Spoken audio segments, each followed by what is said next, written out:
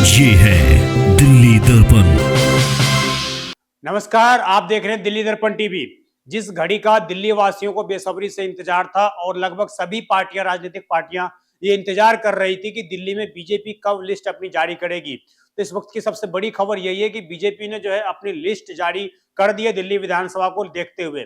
इस पहले लिस्ट में उसने 29 कैंडिडेटों के नाम की घोषणा की है। सबसे महत्वपूर्ण जो है अरविंद केजरीवाल जी की सीट और सीएम आतिशी की सीट मानी जा रही थी।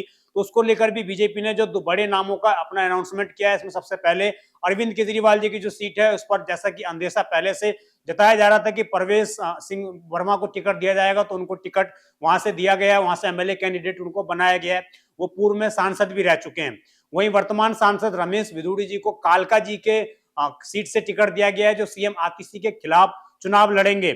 इसके अलावा कांग्रेस ने जो है बादली से अपने प्रदेश अध्यक्ष को उम्मीदवार बनाया था, तो बीजेपी ने भी बादली से भी उम्मीदवार की घोषणा कर दी है।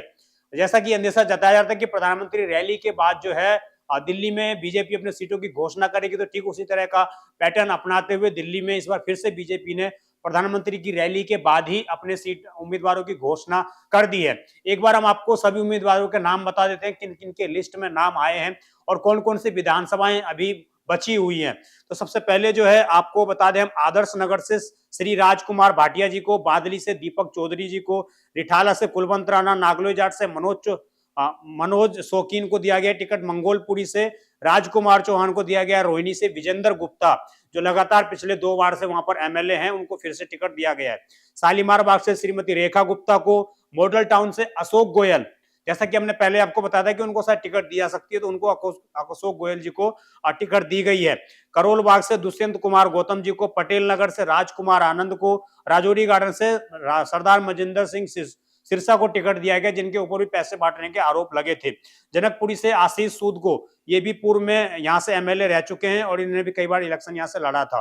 वहीं बिजवासन से जो बात करें, कैलाश गहलोत जो हाल ही फिलहाल में आम आदमी पार्टी छोड़कर भाजपा में शामिल हुए थे और उनकी जो पूर्व में विधानसभा थी वो उसको छोड़कर अब बिजवासन से इनको टिकट दिया गया है। नई दिल्ली से परवेश साहिब सिंह वर्मा को टिकट दिया गया। जंगपुरी से जो जिस पर मनीष सिसोदिया लड़ रहे हैं वहां से सरदार तरविंदर सिंह मरवाहा को टिकट दिया गया है। मालवीय नगर से सतीश उपाध्याय को, आरके पुरम से अनिल शर्मा को, महरौली से गजेंद्र यादव को और यहाँ से भी जो है महेंद्र यादव आम आदमी पार्टी की तरफ से उम्मीदवार हैं। छतरपुर से करतार सिंह तंवर को टिकट दिया गया है। अंबेडकर नगर से खुशीराम चुनार को टिकट दिया गया है। इसके अलावा कालकाजी से रमेश बिधूड़ी जी को टिकट दिया गया। बदरपुर से नारायण दत्त शर्मा को टिकट दिया गया। पड़परगंज से रविंदर सिंह नेगी को टिकट दिया गया है, जो यहाँ पे वर्तमान में निगम पार्षद हैं बीजेपी से, और इनको अवध ओझा के अगेंस्ट उतारा गया है। विश्वास नगर से ओम प्रकाश शर्मा को टिकट दिया गया है। कृष्णनगर से अनिल गोयल को टिकट दिया गया है। गांधीनगर से सरदार अरविंदर सिंह लवली को टिकट दिया गया है, जो पूर्व में कांग्रेस के प्रदेश अध्यक्ष थे। और सीलमपुर से कुमारी रिंकू को दिया गया, जो नगरी से पूर्व में यहाँ से कांग्रेस की निगम पार्षद भी रही हैं और वो भाजपा में शामिल हो गई थी पिछले निगम चुनाव से पहले।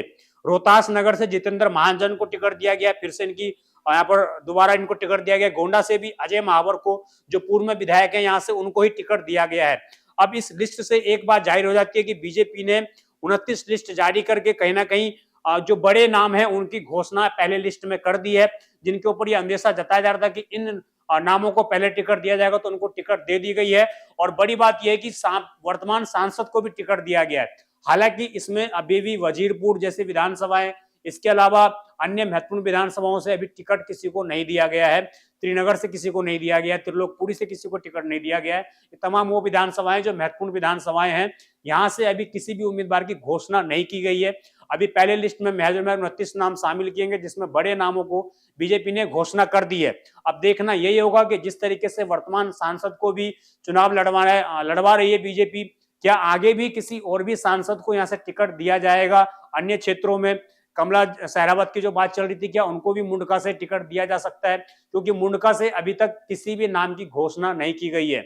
और जिस तरीके से आम आदमी पार्टी ने मुंडका के वर्तमान विधायक का टिकट काटकर किसी और को दिया है, तो उससे देखने वाली बात होगी कि क्या भाजपा उनको भी अपना चेहरा बना सकती है या नहीं बना सकती है। तो कुल मिलाकर भाजपा जो है इस वक्त वेट एंड वॉच की स्थिति में है। अगर कोई पाला बदलकर इनके पार्टी में आता है तो अभी भी शायद ऐसे चांस होंगे कि भाजपा उनको टिकट दे, क्योंकि जिस तरीके से कैलाश गहलोत को उन्होंने अपना उम्मीदवार बिजवासन विधानसभा से बना दिया है, तो निश्चित रूप से इसके बाद यही लगता है कि कहीं ना कहीं भाजपा उन लोगों को मौका देने वाली है जो दूसरी पार्टियां छोड़कर भाजपा में शामिल हो रहे हैं। आप देखते रहें दिल्ली दर्पण टीवी। मैं विजय ठाकुर, धन्यवाद। लेटेस्ट खबरों के लिए सब्सक्राइब करें हमारा यूट्यूब चैनल या फिर लॉग ऑन करें www.delhidarpantv.com। खबरों की कवरेज और विज्ञापनों के लिए संपर्क करें।